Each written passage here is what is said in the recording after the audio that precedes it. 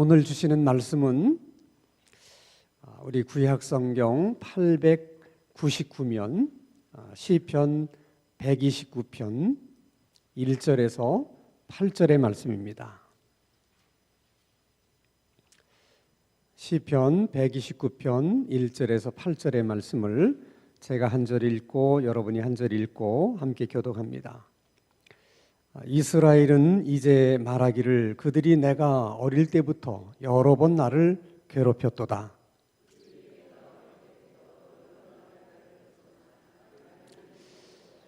밭 가는 자들이 내 등을 갈아 그 고랑을 길게 지었도다. 무릇 시온을 미워하는 자들은 수치를 당하여 물러갈지어다.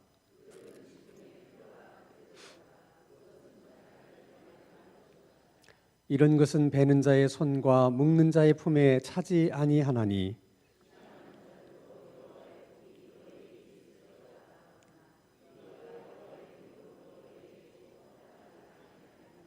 아멘.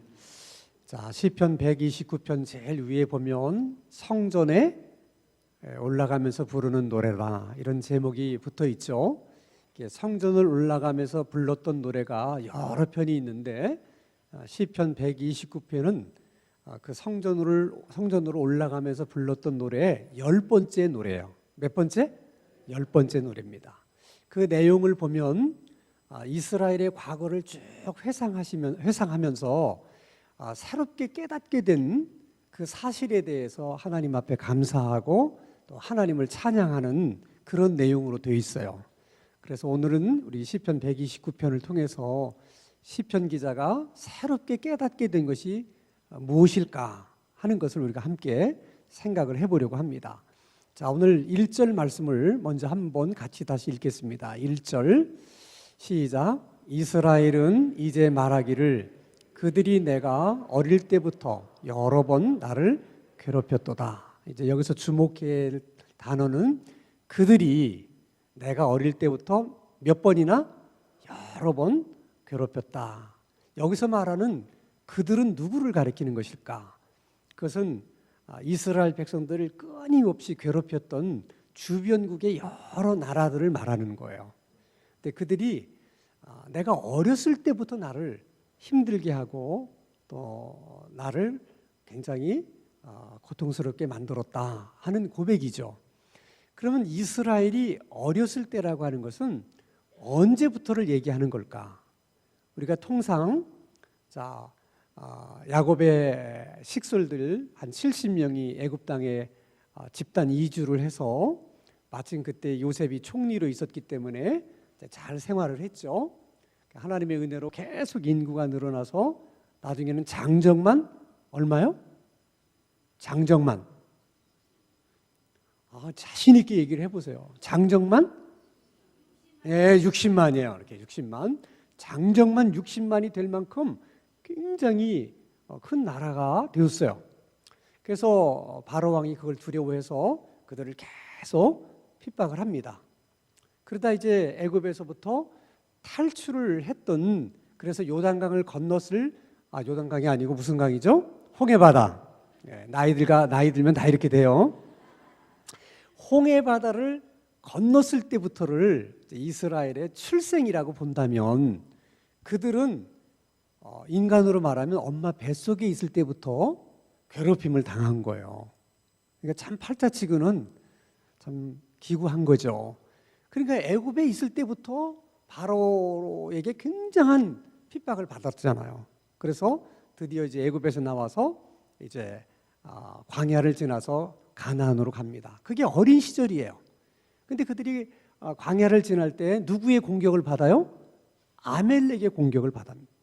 그러니까 이제 막 이제 엄마 뱃속에서 태어나서 겨우 이제 걸음걸이를 시작할 그 무렵에 아무것도 모르는 그때 아멜렉의 공격을 받아서 또 어려움을 겪습니다. 그리고 그들이 이제 하나님이 약속하신 가나안 땅에 들어가서 정착학으로 살아요. 그게 이제 유년기, 소년기 이렇게 청년기 정도 되죠. 한 그 350년 동안도 하루도 편할 날이 없었어요. 가나안 족속이 공격하죠. 모압 족속이 공격하죠. 암몬 족속이 공격하죠. 그다음 미디안 족속이 공격하죠. 그다음에 우리가 잘 아는 블레셋 족속이 공격하죠. 끊임없이 공격을 해서 그들이 그렇게 어려움을 당합니다. 그리고 이제 다윗 왕으로부터 시작해서 솔로몬에 이르기까지 이제 왕국이 만들어졌을 때, 이때가 이제 이스라엘 백성들로 보면 장성한 때예요. 이때는 또 주변의 강대국들이 내버려두질 않는 거예요. 그래서 결국 아수르의 강대국에 의해서 북왕국 이스라엘이 멸망을 당하고, 바벨론이라는 강대국에 의해서 남왕국 유다가 멸망을 당해요. 그들이 그 주변국으로부터 끊임없이 괴롭힘을 당했던 그 고통스러운 그 아픔을 시편 기자가 이렇게 시적으로 표현을 해요. 자, 오늘 3절 말씀을 한번 같이 읽겠습니다. 같이 읽겠습니다. 시작. 밭 가는 자들이 내 등을 갈아 그 고랑을 길게 지었도다. 밭 가는 사람들이 이렇게 그 소에 있는 쟁기로 쭉 가면 어떻게 돼요? 골이 파지잖아요. 그런 것처럼 이스라엘 백성들이 채찍에 너무 얻어맞아 가지고 이 등허리가 다 이렇게 홈이 생길 정도로 파졌다는 거예요. 그게 채찍이 한 번 맞아서 그렇게 되겠어요? 맞은 자리 또 맞고, 맞은 자리 또 맞고, 계속해서 채찍에 맞으니까 이 등이 성한 등이 하나도 없이 이렇게 홈이 파일 정도로 그런 아픔과 고통을 겪었다는 거예요. 그 이 한 구절을 가지고도 그들이 얼마나 고단한 삶을 살았겠는가 하는 것을 우리가 충분히 상상할 수 있는 거죠. 자, 그러면 궁금한 것은 왜 이스라엘의 주변국들은 왜 이렇게 이스라엘을 못 살게 그랬을까? 왜 이스라엘을 그렇게 괴롭혔던 것일까? 또 이스라엘 백성들의 입장에서는 그들이 왜 그렇게 많은 주변국으로부터 공격을 당하고 괴롭힘을 당한 것일까 하는 거예요. 그게 사실 이렇게 굉장히 궁금하죠. 몇 가지 이유가 있는데, 이스라엘이 어린 시절에는 애굽에서 나와서 광야를 지나고 가나안에 정착하는 그 어린 시절에는 주변국이 이스라엘을 두려워했어요. 왜냐하면 애굽으로부터 나올 때 홍해 바다를 건널 때 이 모든 얘기를 다 전해 들었거든요. 그래서 이스라엘 백성들이 믿는 하나님이라는 신은 특별히 전쟁에 능한 신이다. 주변국에서는 다 그렇게 생각했어요. 그러니까 이스라엘이 오면 자기들은 어떻게 망했다고 생각하는 거예요. 그러니까 어차피 이래도 망하고 저래도 망할 거니까 우리들이 힘을 합쳐가지고 우리가 미리 이스라엘을 공격을 하자. 그래서 이 주변국이 그런 면에서 하나가 되는 거예요, 항상. 그래서 이스라엘을 공격하는 겁니다. 이제 그런 이유가 하나가 있고, 또 다른 하나는 주변국 사람들의 문화라고 하는 것은 거의 비슷해요. 다 중심이 우상을 숭배하는 문화거든요. 그러니까 여러 신들을 섬기는 거예요. 복 준다 그러면 뭐 어떤 신이든 다 받아들이는 거예요. 그런데 이스라엘은 단 하나, 유일신인 하나님만 섬기는 거예요. 그게 자기들하고 너무 달라. 문화가 다르니까 삶의 스타일도 다르는 거예요. 그러니까 다른 주변국에는 없는 안식일이라는 제도가 이스라엘 사람들만 있는 거야. 그러니까 다른 나라 사람들은 쉬는 날이 없는데 이스라엘은 꼭 안식일이 되면 어떻게 해요? 다 쉬는 거야. 이스라엘 사람들만 쉬는 것이 아니라 이스라엘 가정에 머무는 객들도 다 쉬게 하고, 사람만 쉬게 하는 것이 아니라 짐승까지도 다 쉬게 하는 거예요. 이런 것이 주변국 사람들의 눈에는 유별나다고 보이는 거야. 자기들하고 다르니까. 그러니까 이스라엘 백성들을 시샘해요. 시샘을 해서 가만두지 않는 거예요. 자, 그런 것은 여러분 오늘 우리들도 비슷해요. 그러니까 안 믿는 사람들이 우리를 보면 뭔가 좀 유별난 것처럼 보이잖아요. 그게 싫은 거예요. 그래서 막 억지로 술도 먹이려고 그러고 막 그러는 게 뭐예요? 자기들하고 비슷하게 만들고 싶은 거예요. 다르다는 것이 싫은 거거든요, 사람들이. 오늘도 우리고 똑같은 그런 어려움들을 겪어요. 자, 또 하나의 이유는 지리적인 이유예요. 그러니까 이스라엘이라는 나라가 지리상으로 보면 꼭 우리나라 같아요. 그래서 남쪽에 있는 강대국인 애굽이 북쪽으로 진출을 하려고 하면 반드시 이스라엘을 지나가야 돼요. 또 북쪽에 있는 바벨론이라든지 아수르라는 이런 강대국이 애굽 쪽으로 내려오려면 또 이스라엘을 지나야 돼요. 이 길목이 있는 거예요. 그래서 좋을 때도 있고 나쁠 때도 있어요. 이스라엘이 강대국일 때는 양쪽에서 다 뭔가 얻어먹을 게 많아요. 그래서 강대국일 때는 좋은 거야. 그게 우리나라도 마찬가지잖아요. 우리나라가 강대국이 되면 중국으로부터도 얻어먹을 게 있고 일본으로부터도 얻어먹을 게 있고 중간 역할을 하니까 우리가.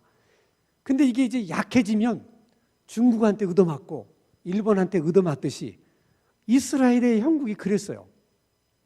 근데 대부분 다윗과 솔로몬 왕의 시절에만 좋았고 그 외에는 항상 어려움을 겪은 거예요. 지리적으로.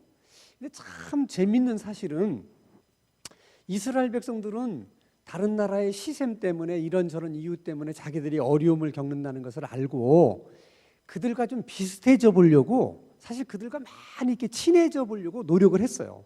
다른 나라에서 우상을 숭배하면 수입해다가 자기네들도 똑같이 그 사람들처럼 우상을 숭배하고 막 이제 그래 보려고 한 거죠. 근데 아무리 그들하고 가까워지려고 노력을 해도 안 되는 거예요. 더 중요한 사실은 그들이 그처럼 친해지려고 애를 썼고 가까워지려고 애를 썼던 그들이 다 하나님이 쓰시는 회초리가 돼서 그들에게 다 얻어맞아요. 그래서 결과적으로는 이스라엘 백성들이 친해지려고 했던 사람들에게 정 떨어지는 거죠. 하나님이 그렇게 하시는 거예요. 그렇게. 근데 그것은 오늘 우리들도 마찬가지예요.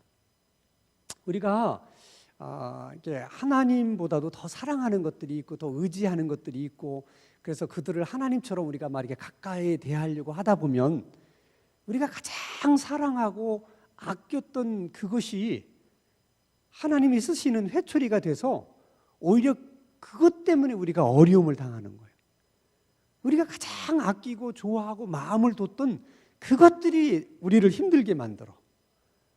그래서 그것들에 의해서 우리가 굉장히 어려움을 여러 번 겪고 나면 저절로 정이 떨어져요. 근데 하나님이 그런 방법으로 그들과는 가까워질 수 없는 것을 가르치는 거예요. 그래서 이 세상에서 예수를 믿는다는 것이 사실은 생각보다 참 어려운 일이에요. 그래서 어떤 사람들은 교회를 물에 떠 있는 배로 비유를 해요. 배는 반드시 물이 있는 곳에 있어야 돼요. 근데 배가 물 위에 떠 있기는 하지만은 그 물이 배 안으로 들어오면 돼요, 안 돼요? 안 돼요. 그러면 배가 침몰하는 거예요. 교회는 언제나 세상 속에 있어야 돼요. 예수 믿는 사람들은 언제나 믿지 않는 사람 속에 살아야 돼요. 그렇지만은 그들의 문화, 그런 세속적인 물결이 우리 안에 들어오면 돼야 안 돼요. 그건 또 안 되는 거예요. 그 긴장 관계를 계속 유지하면서 살아간다는 것이 어렵다는 거야. 그러니까 배에 물이 들어오는 것이 싫으면 물에 떠 있지 않으면 돼요. 산에 가 있으면 돼요. 그럼 365일 물 들어올 염려가 있어요, 없어요? 없잖아. 근데 그런 유혹을 너무 받는 거예요, 우리가. 그러니까 이 세상 사람들하고 살다 보면 막 무례하고 우리하고는 너무 틀린 게 많아요. 그래서 막 너무 힘드니까 다 어디 가서 살고 싶어. 다 기도원에 올라가서 살고 싶은 거야. 기도원에 올라가면 이런 꼴 저런 꼴 안 보잖아요.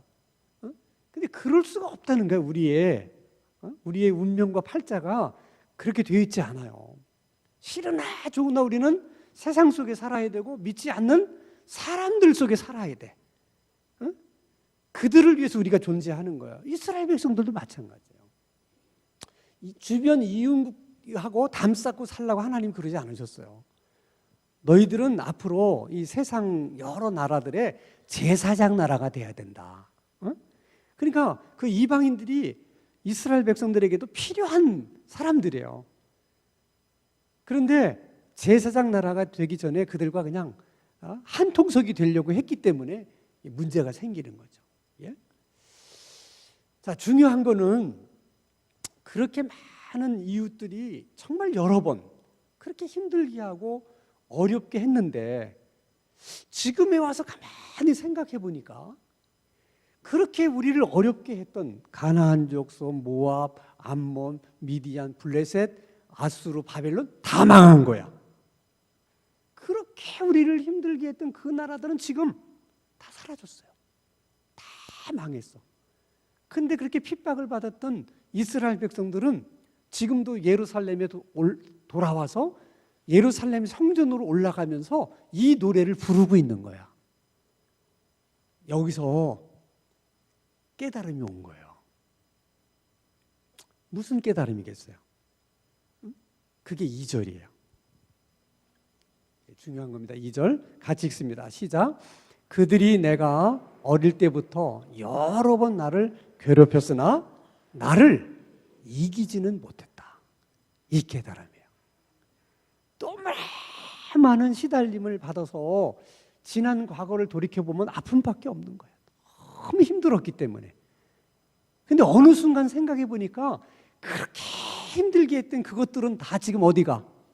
다 없어지고 다 하나님의 심판을 받아서 다 망했고, 그렇게 괴롭힘을 당한 우리는 여전히 살아남아서 하나님의 전에 올라가고 있는 거야.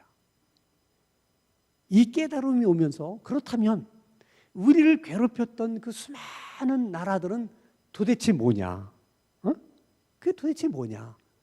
하는 것을 6절에서 이렇게 얘기를 해요. 6절 같이 읽습니다. 시작. 그들은 지붕의 풀과 같을지어다. 그것은 자라기 전에 마르는 것이다. 이건 지붕의 풀과 같다 하는 것은 시골에서 사신 분들은 아실 거예요. 가끔 여러분 이제 시골에서 사신 분들은 기억을 하는데 옛날 시골 집들은 다 지붕이 뭐예요? 초가 지붕이잖아요. 이제 초가 지붕이 이제 약간 이제 이렇게 썩으면 그걸 다 벗겨내고 또 씌워야 되는데 그 일이 많으니까 그 위에다가 어떻게 또 씌워요. 그러니까 밑에 있는 그 지푸라기가 다 썩은 건 거름이 되는 거야. 그래서 새로운 집으로 이렇게 쌓다 보면 그 집 속에 무슨 뭐 이렇게 씨앗들이 있어가지고 그게 내려가면 밑에 있던 집이 썩어가지고 거름이 돼가지고 이게 올라와. 그래서 이게 초가지붕으로 지은 집들을 가끔 보면 거기에 뭐 이렇게 풀이 자라나 있는 그런 것들이 있었어요. 있었다면 있은 줄 아시길 바랍니다. 시골에서 사신 분 한번 손 들어봐. 그거 구경해 보신 분이 여기 다 있잖아요. 증인들이. 그런데 이스라엘도 그랬던 것 같아. 그래서 그게 생각이 난 거야. 시편 기자가. 그러니까 우리를 괴롭혔던 그 수많은 주변국의 사람들 다 별거 아니라는 거야. 결국 지붕 위에 돋아나는 풀처럼 뭐 대단한 것 같지만 해가 내리쬐니까 어떻게? 제일 먼저 죽는 거야. 그러니까 하나님의 심판이 시작되면 제일 먼저 망해. 얘네들이. 그리고 8절에서는 이렇게 얘기를 해요. 걔네들 아무것도 아니다. 8절 같이 읽습니다. 시작. 지나가는 자들도 여호와의 복이 너희에게 있을지어다 하거나 우리가 여호와의 이름으로 너희에게 축복한다 하지 아니하느니라. 자, 여기 보면 여호와의 복이 너희에게 있을지어다. 우리가 여호와의 이름으로 너희에게 축복한다. 이것은 이스라엘 백성들에게는 일상적인 인사야. 그러니까 우리로 말하면 안녕하십니까? 이런 인사예요. 자, 이런 인사는 친한 사람하고만 해요? 아니잖아. 처음 보는 사람하고도 우리는 그 정도 인사는 해요, 안 해? 해요, 그냥. 그만큼 평범한 인사야. 처음 보는 사람도 안녕하세요 이렇게 인사를 한다는 거야. 근데 우리를 괴롭혔던 그 주변국의 사람들에 대해서는 그런 인사도 하는 사람이 없다는 거야. 그 얘기는 철저하게 하나님으로부터 소외당한 사람들이 될 것이다 하는 거야. 그러니까 우리를 괴롭혔던 주변국의 그 강대국이라고 말하던 것들도 지내놓고 보니까 뭐야? 지붕 위에 풀 같은 존재들이고 지나가는 사람처럼 안녕하세요 인사조차 건네지 않는 그런 사람에 불과하다는 거야. 그리고 끝냈지만 시편이 한 절을 더 쓰면 이렇게 썼을 거야. 그러므로 그들을 두려워하지도 말고 더 나가서 그들을 부러워하지도 말라. 그게 9절이야. 근데 9절이 그게 없어. 응? 그게 9절이야. 그러니까 여러분, 이 시편지자가 쭉 지난 이스라엘 과거를 돌아보면서 그렇게 고백했다는 건 굉장히 중요한 의미가 있어요. 우리들도 마찬가지예요, 여러분. 그러니까 믿지 않는 세상 사람들을 우리는 두려워할 필요도 없지만은 그들을 뭐 할 필요도 없다? 부러워할 필요도 없다는 거예요. 자, 오늘날에도 여러분, 교회가 이렇게 이제 여러 가지로 좀 뭐 교회 내 비리가 있다든지 문제가 있으면 막 이제 세상 사람들이 또 세상 언론이 막 비판을 해요. 뭐 그 비판하는 얘기가 다 이제 바른 얘기도 있고 아닌 얘기도 있지만은 뭐 잘못한 것을 잘못했다고 말하는 것에 대해서야 누가 뭐라고 할 수 있겠습니까? 사실 교회가 세상으로부터 그런 지탄을 받는 건 참 부끄러운 일이에요. 그리고 마음 아픈 일이고. 그러니까 우리 교회가 아니더라도 다 주님의 교회는 다 하나님의 한 몸을 이루고 있는 지체들이기 때문에 어느 교회가 그렇게 지탄을 받으면 사실 우리는 마음 아파하고 그 교회를 위해서 많이 기도해야 돼요.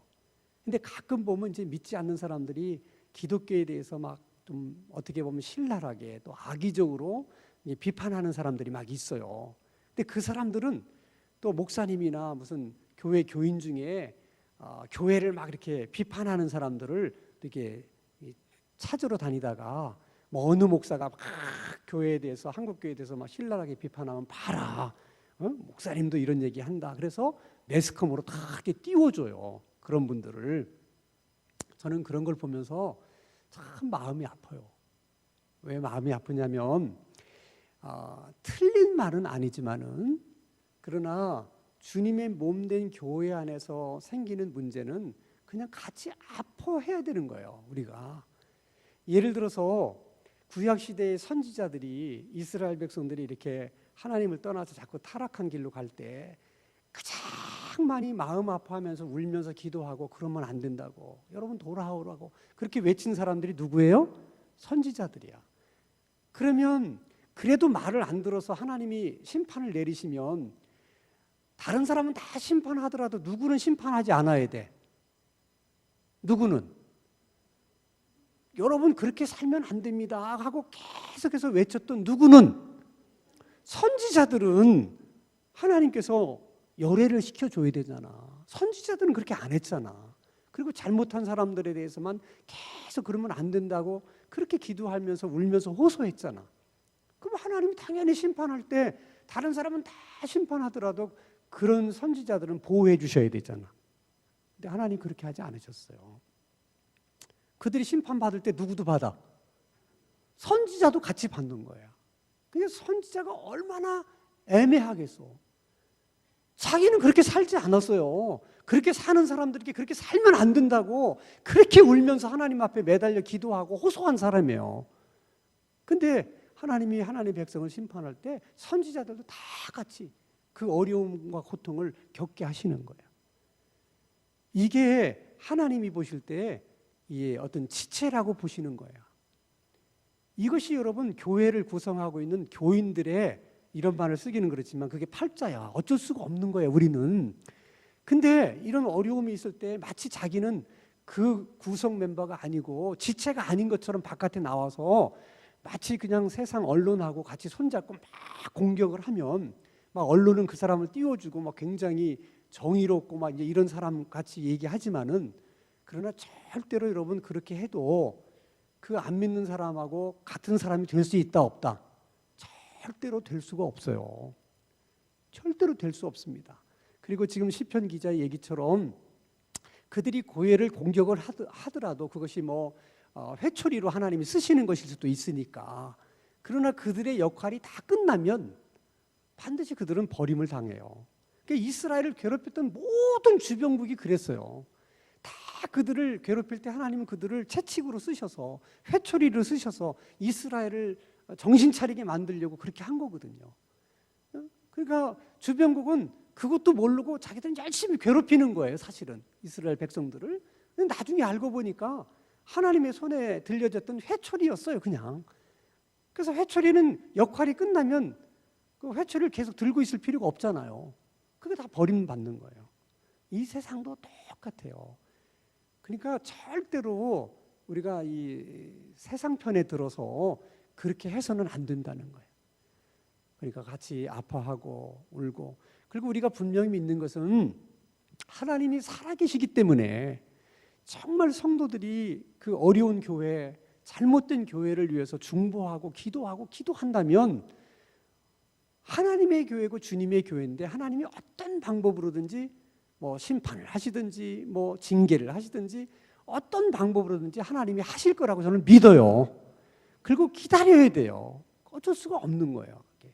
그래야지 그냥 우리가 그 안 믿는 사람들하고 부하내동해가지고 마치 본인이 의로운 것처럼 그렇게 해서는 안 된다는 거야. 그래서 참 이렇게 기도하러 나온 우리들이 참 소중해요. 지금도 뭐 여러분 매스컴을 통해서 계속 들리잖아요. 우리 교단이에요. 서울교회 계속 요즘 JTBC에서 또 나오죠. 또 잘하는 여러분 명성교회 뭐 이런 문제들이 계속해서 지금 문제가 돼요. 참 정말 저도 마음이 아파요. 그래서 우리가 우리 교회가 그렇지 않은 것에 대해서도 감사하면서도 우리 교회가 계속 건강한 교회로 갈 수 있도록 여러분 끊임없이 기도해 주시고, 왜냐하면 섰다고 생각하는 자는 넘어질까 조심하라. 그러니까 다 그런 교회를 반면교사로 삼아서 그래서 우리는 그렇게 하면 안 되겠구나, 더 많이 기도해야 되겠구나. 그래서 우리 교회도 더 긴장하고 기도도 해야 되지만은 그런 교회들이 얼마나 어렵고 힘들겠어요.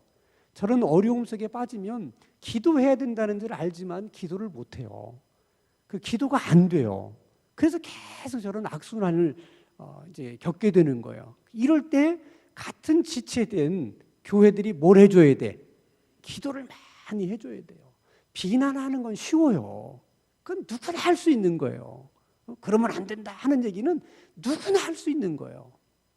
근데 그렇게 얘기하는 것도 얘기하는 거지만은 그런 얘기도 하면서 동시에 어떻게 우리의 지체라고 생각을 하고 정말 우리가 우리 교회의 문제인 것처럼 생각하면서 여러분들이 많이 그분들을 위해서 기도해 주셔야 돼. 그래서 오늘도 하나님이 여러분을 기도하는 자리로 불러주신 줄로 믿습니다.